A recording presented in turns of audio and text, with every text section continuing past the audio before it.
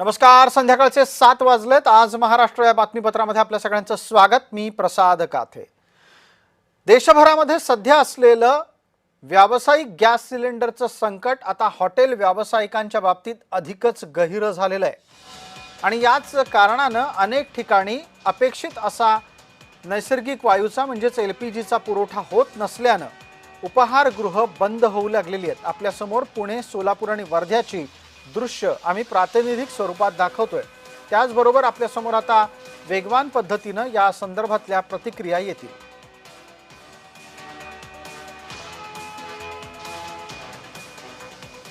मी जवळ 27 वर्ष या भाषाईक खानावळीत जेवतोय आणि जवळजवळ 90 वर्षाचं जुनं आहे वर्ष आहे आणि मी सकाळ संध्याकाळ होतो. आमच्यासारख्यांचे फार हाल होतात. नाही आता गॅस टंचाईचा फटका बसतोय. आता तुम्ही जेवणार कुठे, काय करणार? आता काय करा, तीच मोठी काळजी आहे. त्यांनी बोर्ड लिहिला आहे म्हणजे शुक्रवार, शनिवार, रविवार, सोमवार 4 दिवस त्यांनी बंद ठेवलं. एखादा दिवस आपण समजू शकतो काहीतरी हे करता येतं. 4 दिवस म्हणजे फार त्रास आणि सगळ्यांनाच त्रास होतो. मागील 2 ते 3 दिवसापासून ज्या शासकीय पुरवठादार कंपनी आहेत, HP गॅस, इंडियन गॅस, ज्यांचे सिलेंडर कमर्शियल सिलेंडर आम्हाला येत होते, ते सिलेंडर जवळपास मागील 2 ते 3 दिवसापासून त्या कंपनीने द्यायला असमर्थता व्यक्त केलेली आहे. त्यांनी शासनाकडून आदेश आहे की कमर्शियल सिलेंडरचा सप्लाय होऊ द्यायचा नाही असे म्हटले आहे. आजपर्यंत आमच्याकडे शिल्लक साठा होता, तो चाललेला आहे.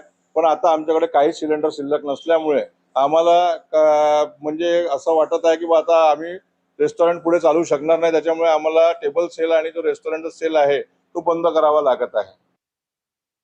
आम्ही सगळीकडे एन्क्वायरी केली, सगळीकडे माहिती घेतली. ही गॅस जी आहे हा पूर्णपणे बंद झालेला आहे. जो व्यावसायिक गॅस आहे, घरगुती गॅस थोड्या प्रमाणात मिळत आहे. ते त्यामुळे व्यावसायिक गॅसचं प्रमाण कमी झाल्यामुळे हा हॉटेल इंडस्ट्री ही पूर्णपणे स्तब्ध झालेली आहे आणि याचा परिणाम पुढे काय होईल हे बघणं गरजेचं आहे.